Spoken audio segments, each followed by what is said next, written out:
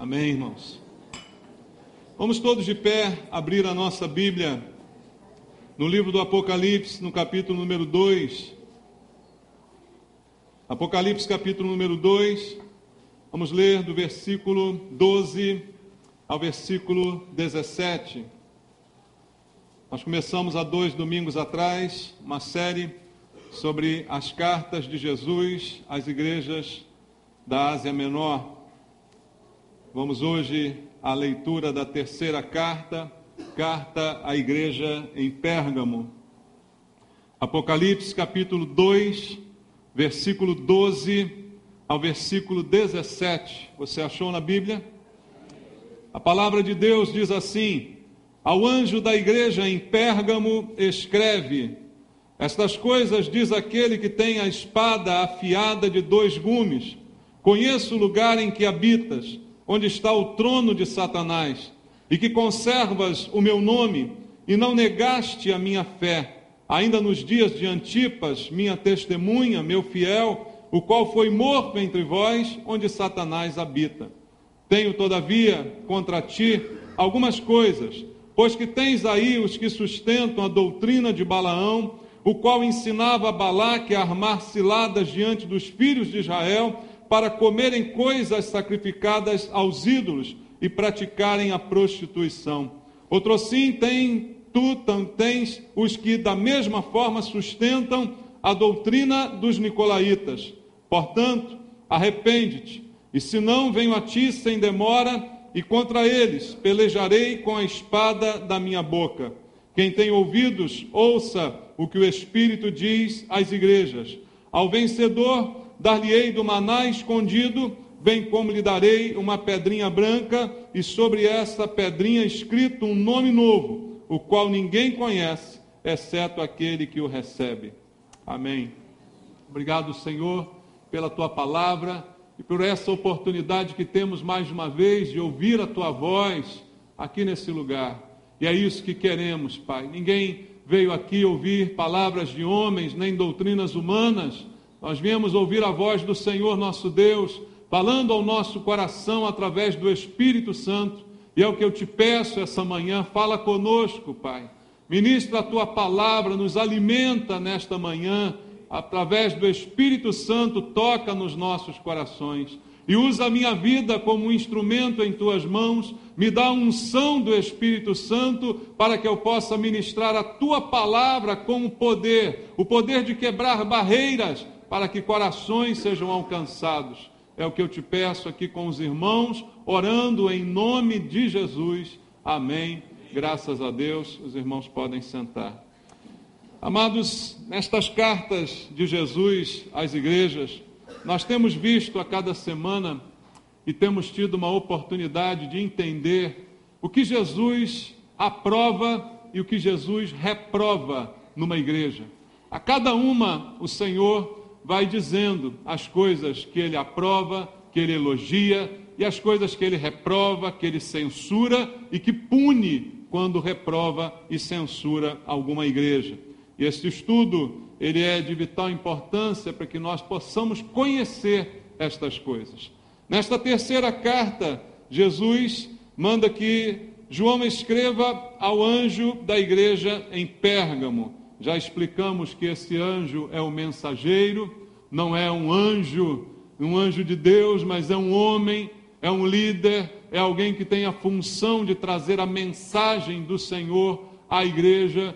Se fosse um anjo, espiritualmente falando, Jesus não escreveria a ele, falaria diretamente, não é? Então é bem claro que o Senhor está se referindo ao líder daquela igreja, ao pastor daquela igreja, que tinha a responsabilidade de trazer a mensagem de Deus para aquela igreja. E cada igreja se situava numa cidade da Ásia Menor, a atual Turquia, e tinha características. As características das cidades são interessantes para que a gente possa perceber o contexto em que viviam aquelas pessoas, o que estava ao redor delas. E Jesus, em cada uma, dá uma breve descrição da característica daquela cidade. E se nós buscarmos as pesquisas históricas para conhecermos, nós vamos saber algumas coisas interessantes. A cidade de Pérgamo era uma cidade também de tinha a sua importância no mundo antigo, ela já foi capital da Ásia Menor, sempre próxima das outras, distâncias de 60, 70 quilômetros, umas das outras, era esta mais ou menos a dimensão geográfica daquelas cidades. E Pérgamo é muito conhecida, porque eu creio que todos aqui já ouviram falar no pergaminho, né? Pergaminho herdou o nome da cidade, foi ali o lugar onde pela primeira vez se produziu o pergaminho, onde a primeira vez a pele foi usada para escrita, né? A pele de animais, e isso ficou marcado, inclusive, usando aí o nome da cidade. Mas não era só isso que existia em Pérgamo. Pérgamo se tornou conhecida pela abundância de livros, bibliotecas, de cultura. Era uma cidade também de um nível cultural elevado, de um nível de conhecimento elevado. Foi conhecida a cidade de Pérgamo também pela sua famosa escola de medicina, que existia ali em Pérgamo, e também isso era um objeto de adoração, porque o deus grego da medicina, ele também se fazia presente e era adorado, não é? E Esculápio, se você não conhece, até hoje o símbolo da medicina vem dessa deidade, não é? Aquela haste envolvida por uma serpente. Isso tudo tinha o seu lugar na cidade de Pérgamo, não é? E Jesus, quando vai se referir à cidade, ele diz ao anjo da igreja em Pérgamo: escreve, estas coisas diz aquele que tem a espada afiada de 2 gumes. Mais uma vez, Jesus, ao se apresentar à igreja, ele usa uma das características que ele já tinha mostrado a João na sua visão no capítulo 1. Vamos ao capítulo 1, versículo 12. Capítulo 1, versículo 12, diz assim: voltei-me para ver quem falava comigo, e voltando vi 7 candeeiros de ouro, e no meio dos candeeiros um semelhante a filho do homem, com vestes talares e cingido à altura do peito, com uma cinta de ouro. A sua cabeça e cabelos eram brancos como a alva lã, como neve, e os olhos como chama de fogo. Os pés semelhante ao bronze polido e como que refinado numa fornalha, a voz como voz de muitas águas. Tinha na mão direita 7 estrelas, e da boca saía-lhe uma afiada espada de 2 gumes. O seu rosto brilhava como o sol na sua força. Jesus se mostra assim a João, e agora a igreja de Pérgamo, ele diz: eu sou aquele de quem que sai da minha boca a espada de 2 gumes. É dessa maneira que Jesus está se apresentando, aquele que tem a espada afiada de 2 gumes. E Jesus, a cada uma das igrejas, vai invocar uma dessas qualidades que ele revelou a João. E que espada de 2 gumes é essa que Jesus está mencionando, irmãos? A Bíblia, ela diz claramente para nós a que Jesus se refere. Abra comigo Hebreus, capítulo 4, versículo 12, e nós vamos saber de que Jesus estava falando. Hebreus, capítulo 4, versículo 12, a palavra de Deus diz assim: porque a palavra de Deus é o que, irmãos? Viva e eficaz, e mais cortante do que qualquer espada de 2 gumes, e penetra até o ponto de dividir alma e espírito, juntas e medulas, e é apta para discernir os pensamentos e propósitos do coração. Veja, a palavra de Deus é aqui identificada como algo ainda até mais poderoso do que uma espada de 2 gumes. E o que esta espada de 2 gumes tem o poder de fazer? Tem o poder de dividir. Tem o poder de nos dar o discernimento. A origem da palavra discernimento vem dessa divisão. Então a espada, quando penetra, ela provoca uma divisão e vai ao cerne da questão e traz a luz para aquilo que nos é muitas vezes oculto. Então a palavra de Deus é aquela que pode nos trazer discernimento. E pelo jeito do que Jesus fala que a igreja em Pérgamo, parece que o maior problema de Pérgamo era a falta de discernimento que alguns irmãos tinham ali. Então, por isso, Jesus se apresenta como a espada de 2 gumes, como aquele que tem a espada de 2 gumes. Porque era a arma mais necessária à igreja em Pérgamo, para que aqueles irmãos tivessem o discernimento que era necessário para viver naquele lugar. Porque Pérgamo tinha algumas peculiaridades. E viver num lugar assim requer que o crente nesse lugar tenha bastante discernimento espiritual. E é isso que nós encontramos, porque, como disse Jesus, Pérgamo era a cidade onde estava o trono de Satanás. Essa é a referência que Jesus faz em relação àquela cidade. Imagina se nós aqui tivéssemos aqui vizinhos à igreja o trono de Satanás. Como é que seria a vida da nossa igreja? Imagina isso? Você pertinho da sua igreja, está aqui a igreja, está ali o trono de Satanás. Como é que você passaria todo dia por ele para vir à igreja? Certamente a ambiência em torno desse trono de Satanás deveria ser muito prejudicial a um cristão. Concorda comigo? As pessoas que estão ali frequentando esse lugar certamente estariam bem afetadas por essa influência espiritual. E o crente, como que ele vai viver nesse mundo sem se contaminar com esse mundo? Ele precisa ter mais do que nunca discernimento espiritual. Por isso era muito importante ter discernimento, porque o discernimento leva a gente a um equilíbrio, irmãos. Porque hoje muitas vezes falta na igreja equilíbrio. Por isso as cartas de Jesus a estas igrejas são muito atuais, para nós também. Olhando para elas, nós podemos ver coisas que nos faltam, muitas vezes. Hoje falta equilíbrio na igreja de Jesus, e esse equilíbrio vem do discernimento. Nós vemos muitas vezes irmãos, se assim posso chamá-los, completamente desequilibrados em relação à sua postura, à sua atitude diante das coisas que a vida nos apresenta. Então veja, se hoje algumas igrejas estão perto do trono de Satanás, sabe o que a maioria das pessoas faz? Olha para o trono de Satanás e amarra ele, né? Está amarrado. Aí o cara passa no meio da rua, está amarrado, está isso, está aquilo outro. Mas o que isso produz de bom? Nada, irmãos. Então há pessoas hoje que vê demônio em tudo, você já viu? Falta equilíbrio. A pessoa vê o mal em todo que é lugar. O que eu preciso? Discernimento. Para saber discernir o que é bom e o que é mal. O que é certo e o que é errado. E não simplesmente, porque eu estou perto do trono de Satanás, tudo é errado. Então tudo é ruim, tudo é do mal. E isso é o que tem acontecido muitas vezes hoje nas igrejas. Há uma falta de equilíbrio, há uma falta de discernimento, para que a gente possa identificar realmente o que é mal e o que é bom. Então a gente tem que viver nesse mundo sem que o mundo viva em nós, sem que a gente se deixe contaminar. Mas também não podemos viver qualificando tudo como maligno, não é? Podemos viver taxando todas as coisas como impuras, porque não é isso que a Bíblia diz. Eu não posso abraçar tudo, mas também não posso rejeitar tudo. E como eu faço para viver? Eu preciso de equilíbrio. E quem vai me dar o equilíbrio? O discernimento. E quem vai me dar o discernimento? A espada de dois gumes, que é a Bíblia, que é a palavra que você tem aí.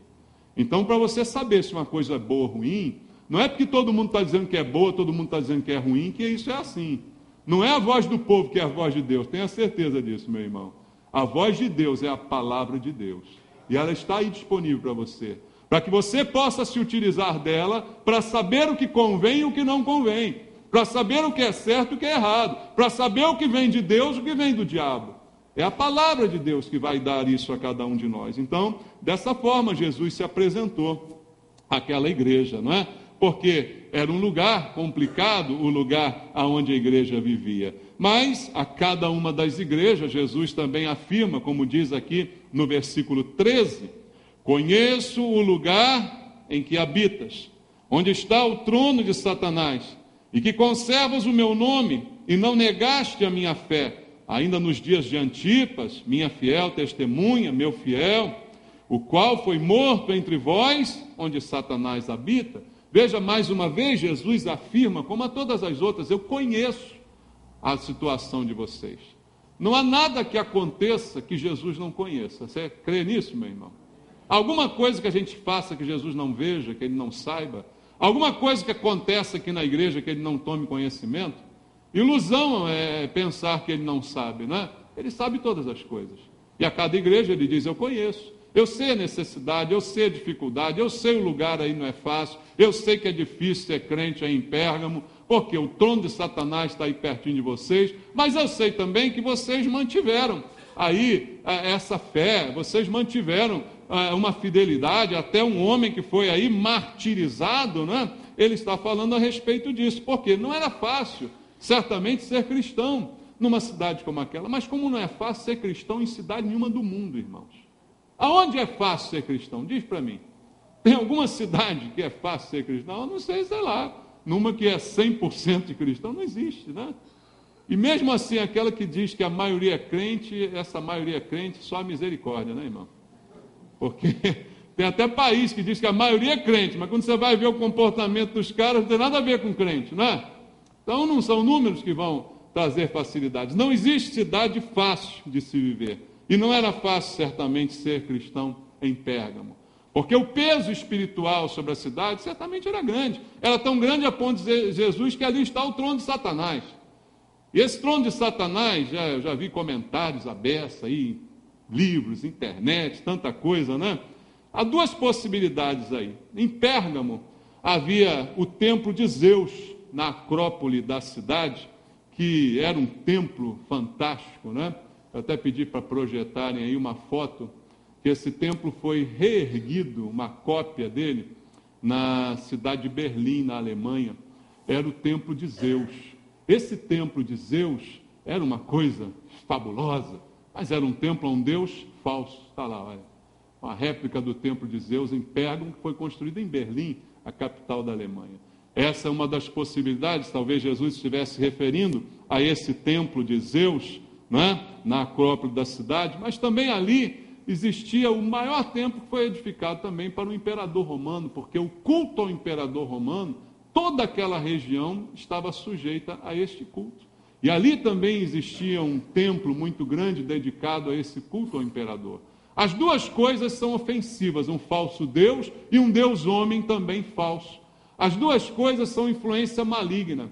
Qualquer adoração que não seja dedicada a Deus é maligna, irmãos. Qualquer idolatria, ela é maligna. Não há como ser diferente. Por isso Jesus está se referindo ao lugar em que Satanás habita. Tamanha era a sua influência sobre as pessoas que estavam debaixo daquela adoração. Então, certamente era um lugar favorável à manifestação do mal. Assim Jesus está definindo aquele lugar. E quando ele diz que Satanás habita ali, que o trono estava ali, certamente ele está afirmando que é um lugar onde o mal, ele se manifestava de uma maneira bem evidente e conhecida pelas pessoas que moravam naquele lugar. E apesar deles estarem naquele lugar, com essas características, onde o mal aflorava a todo momento, ele elogia a igreja dizendo que mantiveram a fé, guardaram a fé, e tinha até um mártir, é citado ali, como Jesus diz, minha testemunha, e a palavra em grego usada aqui é a palavra que nós entendemos por mártir, aquele que morreu pela sua fé, e ele está citando exatamente uma pessoa que se encontrava nessa condição, ele foi morto pela sua fé. Coisa elogiável, que Jesus está reconhecendo, mesmo no lugar daquele, aonde o mal se manifestava com tanta facilidade, existiam pessoas que não negavam a sua fé. Isso é um exemplo para nós, irmãos. Amém? Não importa o lugar, não é o lugar que faz a igreja, é a igreja que tem que influenciar o lugar, é aonde nós estamos que a nossa fé tem que fazer diferença. Não é o lugar que vai influenciar na gente, é a gente que tem que influenciar o lugar. Você crê nisso? É uma dica que o Senhor está nos dando aqui através da igreja em Pérgamo. Mas, após isso, Jesus diz assim no versículo 14: tenho, todavia, contra ti algumas coisas, mais de uma. Pois que tens aí os que sustentam a doutrina de Balaão, o qual ensinava a Balaque a armar ciladas diante dos filhos de Israel para comerem coisas sacrificadas aos ídolos e praticarem a prostituição. Outro assim, também tu tens os que da mesma forma sustentam a doutrina dos nicolaítas. Duas coisas Jesus citou contra aquela igreja.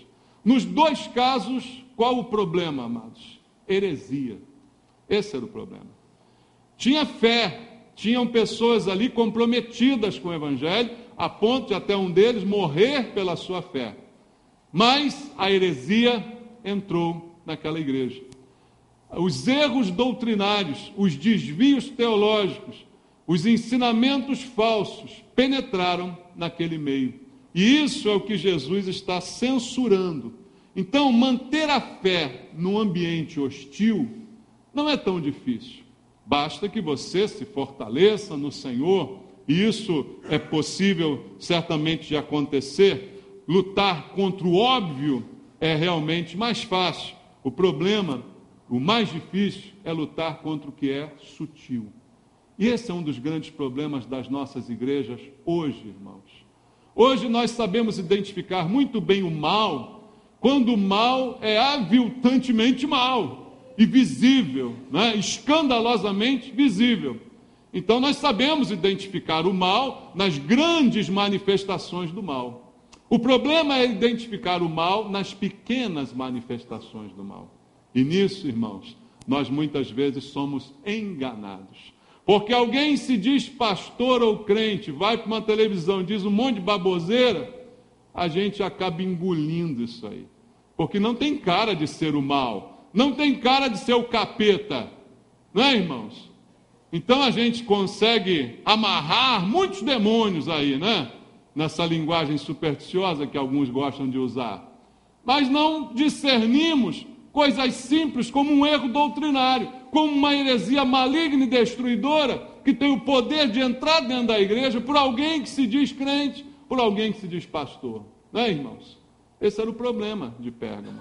Tinha gente firme ali, forte, mas se deixavam enganar por heresias. E a heresia, ela a princípio, ela é coberta de muitas verdades, pseudo-verdades, não é?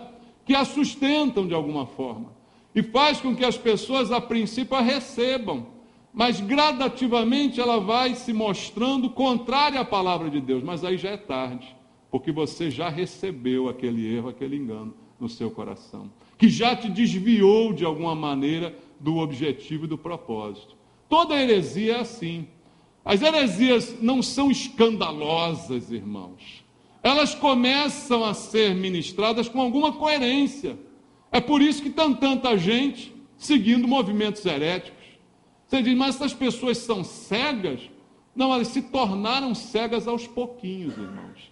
Porque veneno foi sendo ministrado a elas em doses homeopáticas, dia a dia, até que completamente se tornassem cegas e incapazes de discernir a verdade. Por isso Jesus vai a Pérgamo se dizendo a espada de dois gumes, para que haja um discernimento naquelas pessoas. E o discernimento não vem do sentimento, o discernimento vem da Bíblia. O problema é que muitos de nós hoje julgam as coisas por sentimento. Já viu o perigo disso? Sentir no meu coração. O teu coração é enganoso, a Bíblia diz. E que adianta sentir no teu coração? Tu pode estar sendo enganado aí, trouxa. É, não é? Sentir que isso é de Deus. Quem disse que você sente alguma coisa que é de Deus? Não tem isso não. Vê na Bíblia se isso é de Deus. O único padrão de julgamento é a Bíblia, não é o meu sentimento. Porque o meu sentimento é enganado pelas aparências, pela apresentação das pessoas, pela opulência das pessoas. Já disse aqui várias vezes em pregação que nós julgamos pelo que vemos. Irmão, quando o cara quer te vender alguma coisa, o vendedor, ele quer te vender alguma coisa, ele vai falar contigo todo feio, de chinelo de dedo? Vai? É assim que o vendedor chega na tua casa? Não, ele bota um terno, ele vai bonito, para te vender alguma coisa. Porque se ele chegar de chinelo de dedo, você já toca ele embora na mesma hora, não é? Porque a gente se deixa levar pela aparência. E assim a heresia chega, com aparência bonita. Satanás não se apresenta de chifrinho, rabo e tridente. Satanás se apresenta como um anjo de luz.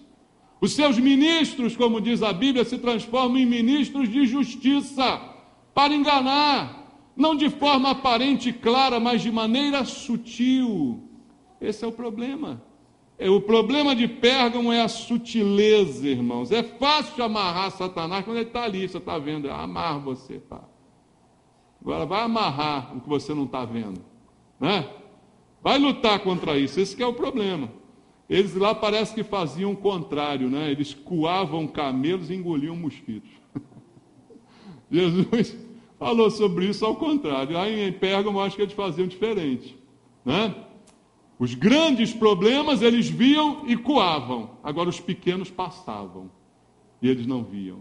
As pequenas heresias, os pequenos desvios doutrinários eram tolerados. e lá no final ensinavam coisas terríveis contra Deus. É difícil discernir a doutrina de Balaão e dos nicolaítas, irmão. Sabe por quê?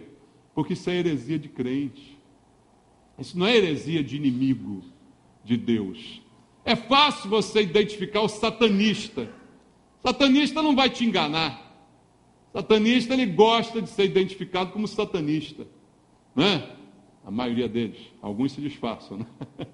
Mas é fácil você identificar um cara envolvido com as trevas, porque ele normalmente traz no seu corpo marcas, tipo de roupa, tipo de coisa. Você já vê logo na cara do indivíduo que ele está daquele jeito.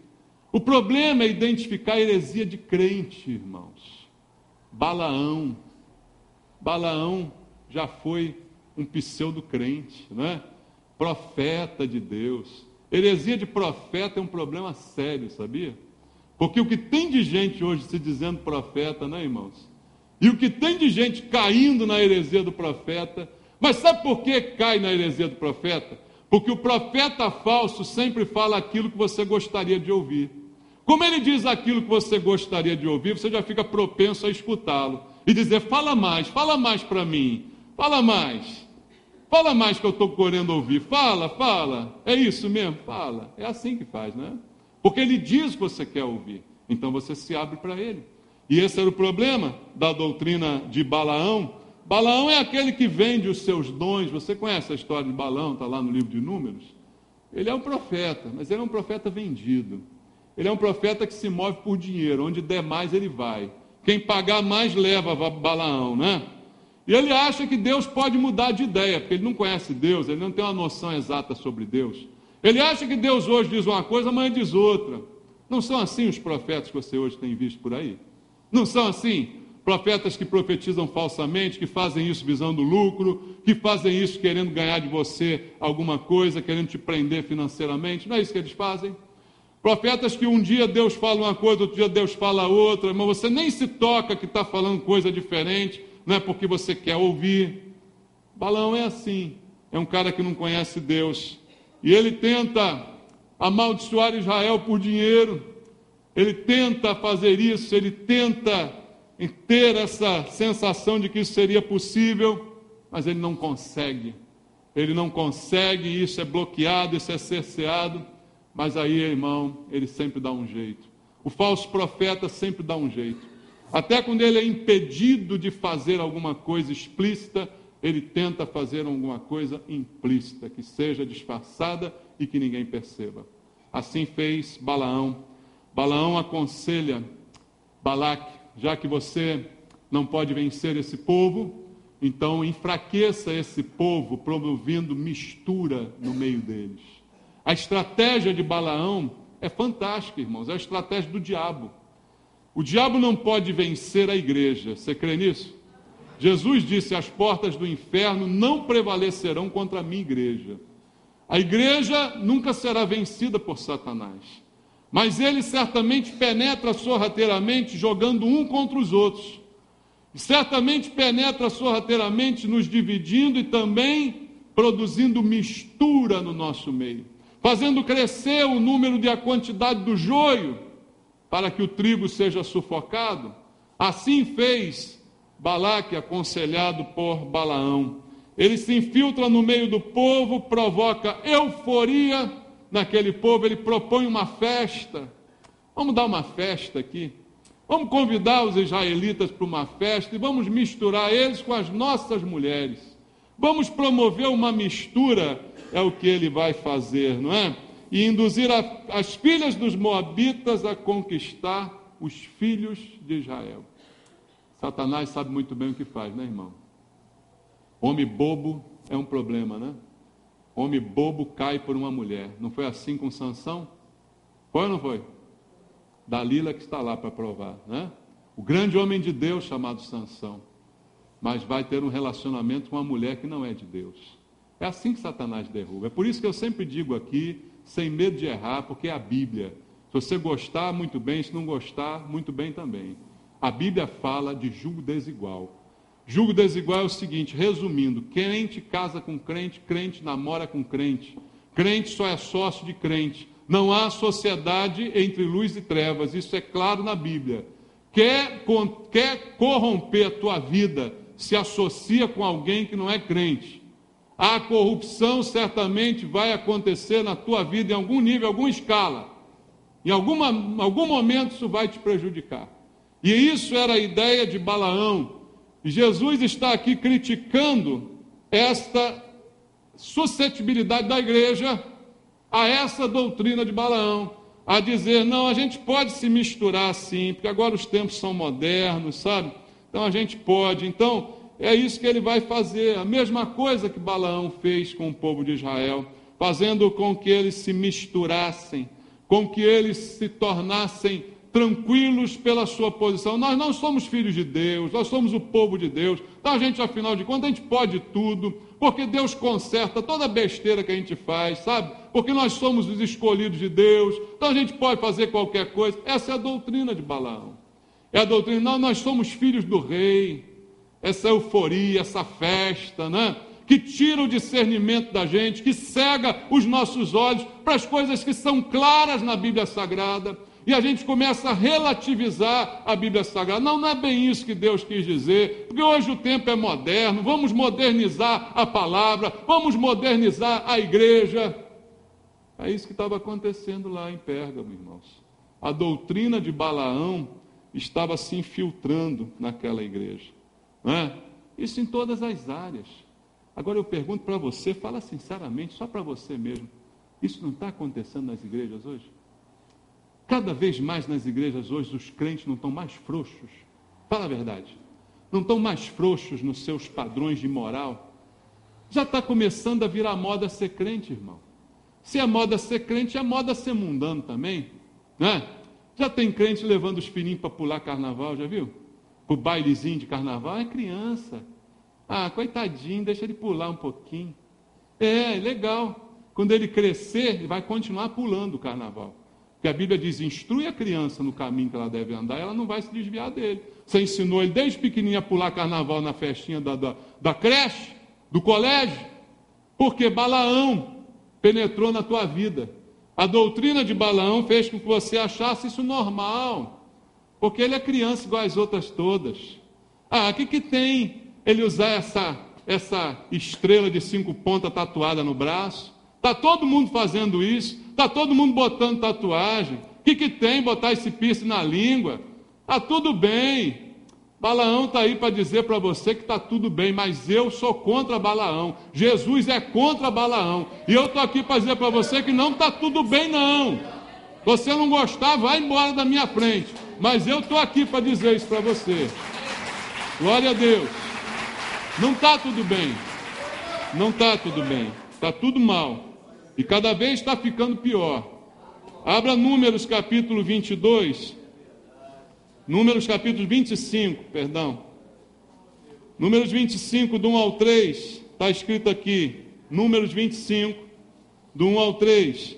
Habitando Israel em Sitim, começou o povo a prostituir-se com as filhas dos moabitas.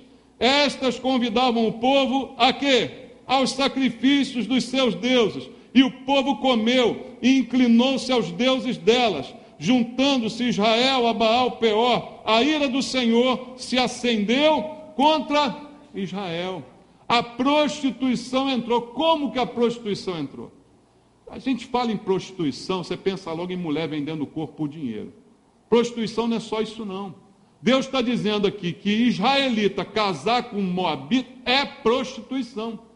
Deus está dizendo dessa maneira. Por quê? O que torna isso uma prostituição? Porque a mulher dos moabitas vem com o costume dos moabitas e faz com que o homem bobão de Israel siga os costumes dos moabitas. E o que ela promove? Adoração. Convida o povo ao sacrifício dos seus deuses. O povo inclinou-se e comeu aos deuses delas. É o que diz a Bíblia. Versículo 9 diz assim: os que morreram da praga foram 24 mil. O que é isso? Consequência, irmão. Todo pecado traz consequência. Embora possa haver até perdão, consequência existe. Então Deus está sendo bem claro.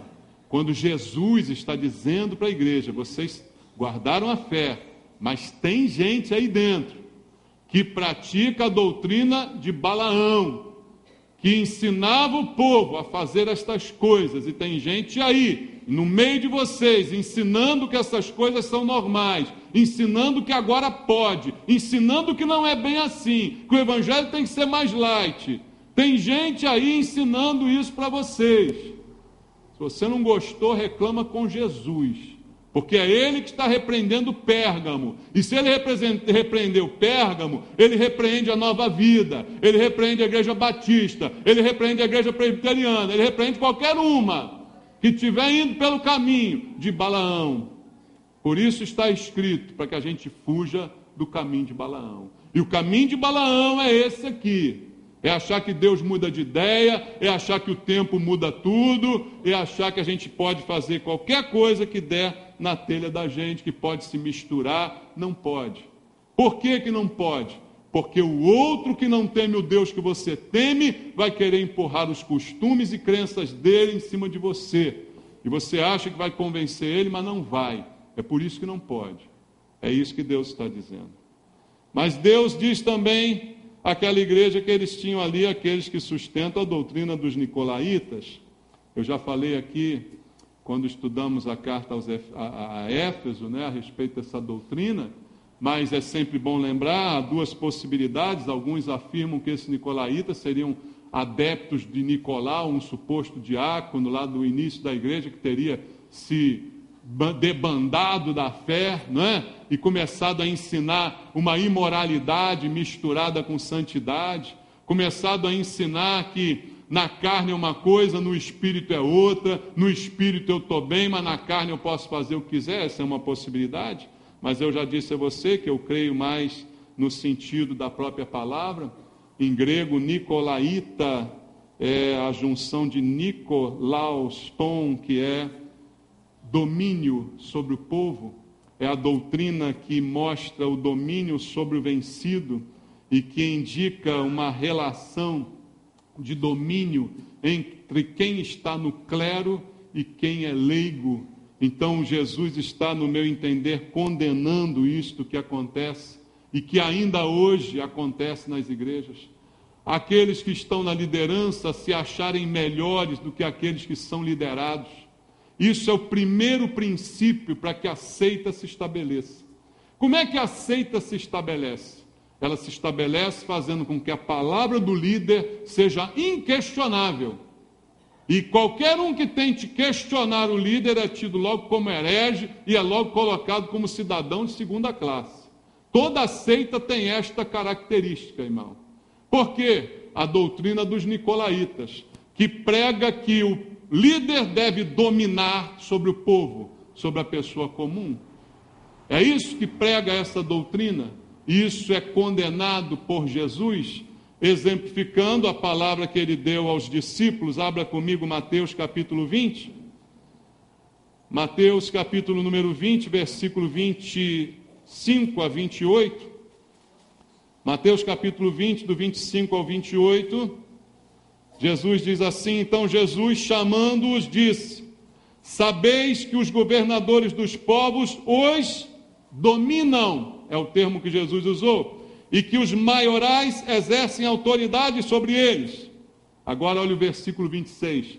Mas não é assim entre vocês.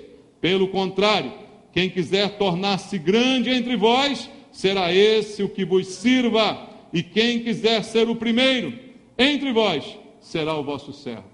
Jesus deixa claro que o sistema do mundo não pode ser o sistema da igreja. Ele diz: no mundo, os governadores dominam sobre o povo.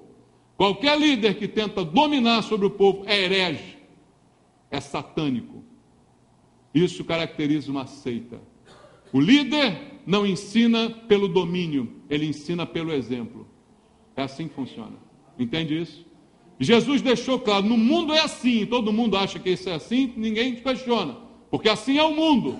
Mas ele diz: entre vocês não será assim.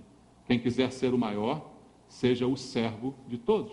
É a palavra que o Senhor Jesus, saiu da boca de Jesus, é isso que ele está dizendo. E eu creio que é isso que ele está condenando ao condenar a doutrina dos nicolaítas. E há uma coisa aqui também muito interessante, irmãos. Veja comigo o versículo 6 de Apocalipse 2, quando Jesus fala à igreja em Éfeso. Ele diz assim: tens contudo a teu favor que odeias o quê? As obras dos nicolaítas, as quais eu também odeio. Agora, quando você volta ao versículo 15, olha o que está escrito: outro sim, também tu tens os que da mesma forma sustentam o quê? A doutrina dos nicolaítas. Percebeu alguma diferença aí? Antes era obra, agora já virou doutrina. Antes era um ato, agora já virou ato contínuo, irmãos. Já virou um ensinamento, já virou uma escola. Nicolaítas estão fazendo escola no nosso meio, no meio da igreja cristã. Nicolaítas estão na liderança, subjugando o povo e fazendo do povo comércio, é o que diz a Bíblia. Isso já virou doutrina. Se naquela época era assim, imagina hoje. Hoje, se Jesus fosse escrever, como é que ele escreveria, irmãos? Isso já virou um domínio completo sobre vocês. E Jesus está condenando aquela igreja, porque eles simplesmente suportaram isso aí. Permitiram que isso entrasse. Resistiram a Satanás e ao seu trono, mas não resistiram à heresia dos crentes. Não resistiram aos erros doutrinários de pessoas que se diziam cristãs. Esse é o maior problema nosso, irmão. Resistir ao diabo, quando ele se apresenta como diabo, é fácil. Agora, resistir ao diabo, como se apresenta como crente, é aí que muita gente cai, irmãos. E foi aí que caiu a igreja em Pérgamo. Qual é a solução? Em todas as cartas, Jesus mostra o problema, mas ele mostra também a solução. E a solução é mostrada por Jesus no versículo 16. É a solução universal para todos os problemas. Portanto, faz o quê? Arrepende-te. Se não venho a ti sem demora, e contra eles pelejarei com o quê? Com a espada da minha boca. Que espada é essa? A espada de dois gumes. Que espada é essa? A palavra. Como é que Jesus vai combater isso? Com a palavra. Veja, irmãos, como é que nós vamos combater essas seitas? Primeiro, para ter solução para eles e para nós que os toleramos, arrependimento. Se você tem tolerado isso, Jesus está dizendo para você, se arrepende.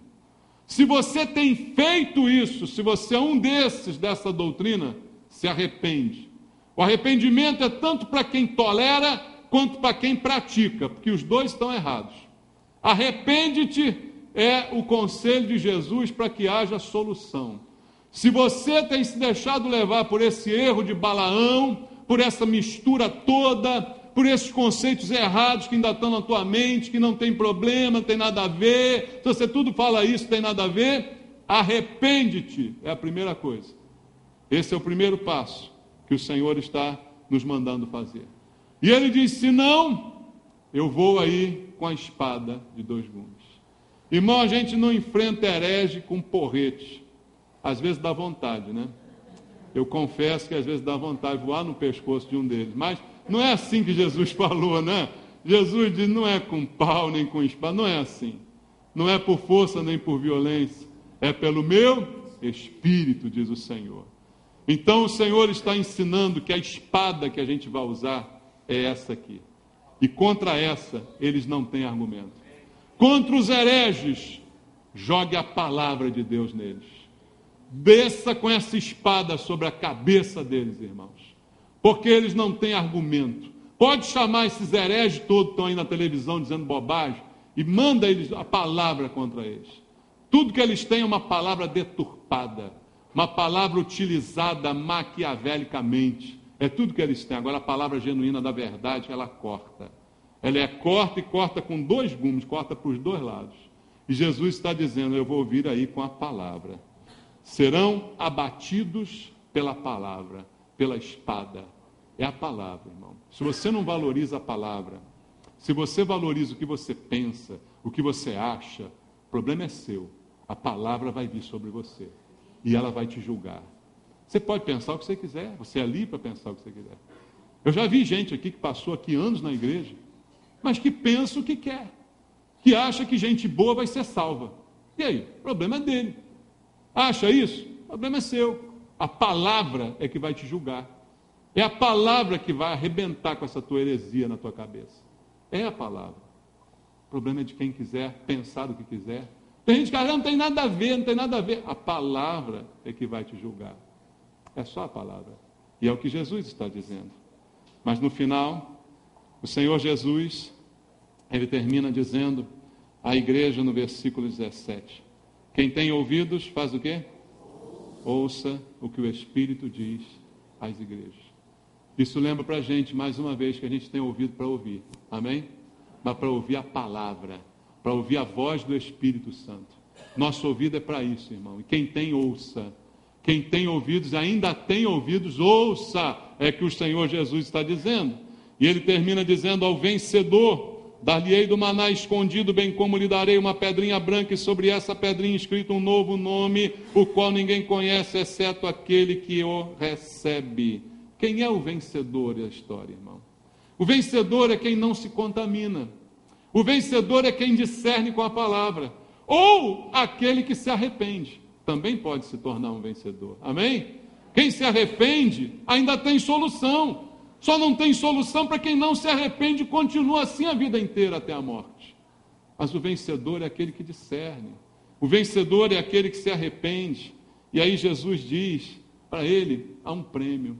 Sempre há um prêmio para o vencedor. Em todas as cartas, Jesus fala isso. Há um prêmio esperando por você. Eu espero que aqui nós tenhamos vencedores. Tem vencedores aqui? Quem é o que vence o mundo? É aquele que crê que Jesus é o Filho de Deus, não é isso que diz a Bíblia? Você é um vencedor, então haja como um vencedor. Não adianta eu ficar dizendo, ficar aqui para enfrentear o seu ego, você é um vencedor, você é um vencedor. Haja então como um vencedor, haja como um tal, porque o vencedor receberá um prêmio do Senhor. E o prêmio nesse caso, Jesus diz, é um maná escondido e uma pedrinha branca. O maná, meu irmão, foi o alimento que alimentou o povo no deserto, que sustentou aquele povo no momento de dificuldade. E aqui Jesus diz, para o vencedor eu tenho um maná, mas é um maná diferente, é um maná escondido. É um sustento de Deus para a sua vida, que só você e Deus conhecem, irmãos. Um sustento de Deus particular para você, que você sabe que recebe do Senhor, que mantém e que sustenta a tua vida. É esse prêmio que o Senhor está oferecendo para você, irmão. Não é loteria nem cena.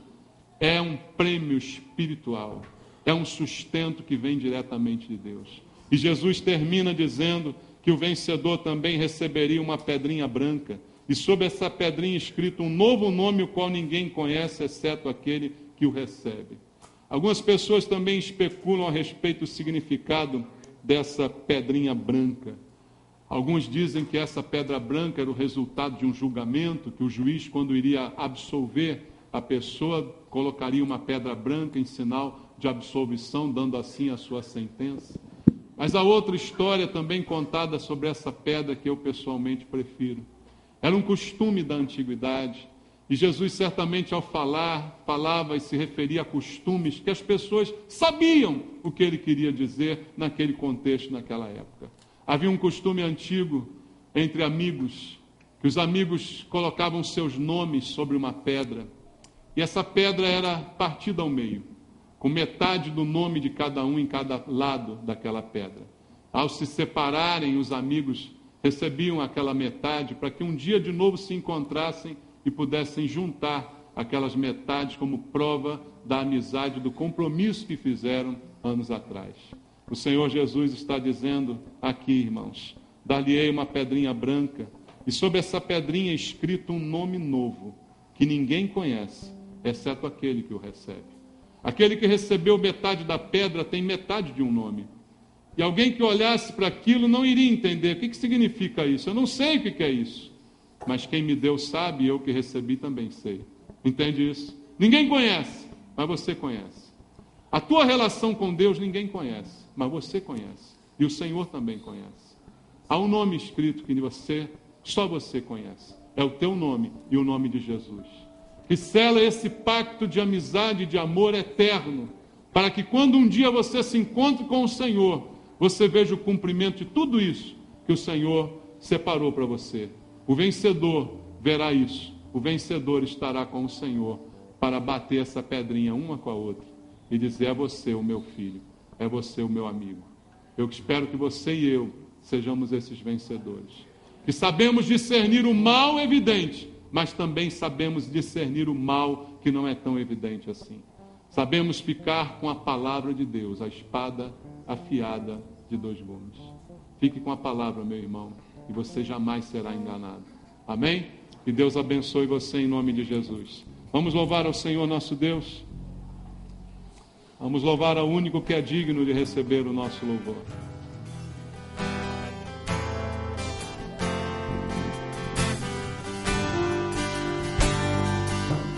Me recuso a estar fora dos teus sonhos. Para onde eu irei sem ti? Tuas riquezas estão em mim, teu é tudo que há em mim. Renuncio os teus planos pra viver pra ti. Viver pra ti.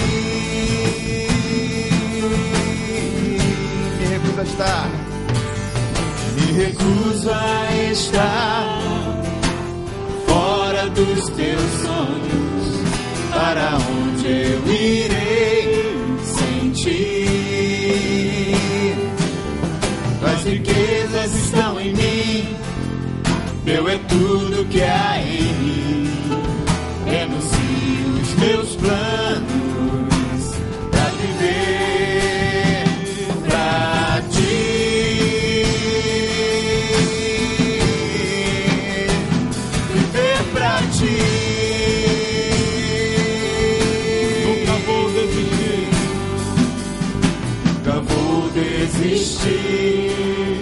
Nunca vou recuar. Sei que vão se cumprir os teus sonhos em mim.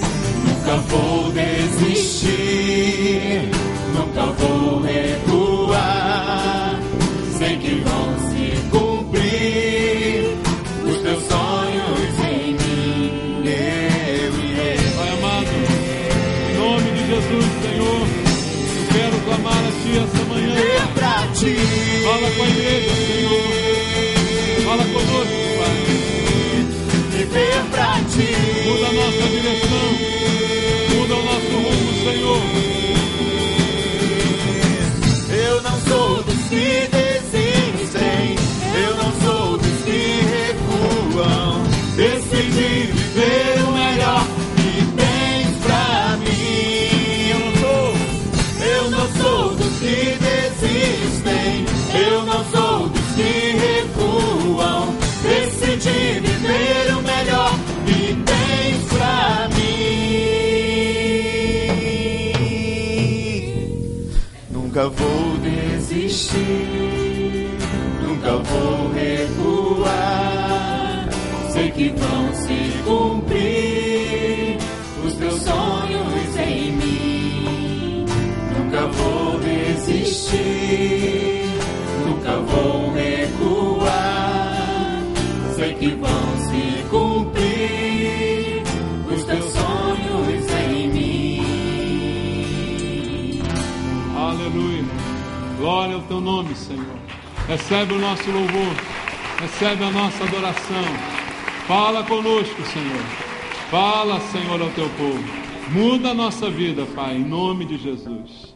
Que o Senhor continue falando ao teu coração e que a palavra da verdade, ela traga toda a libertação que é necessária, para que todo conceito errado saia do nosso coração e nós possamos viver a verdade de Deus, porque é ela que vai reinar no final, irmãos.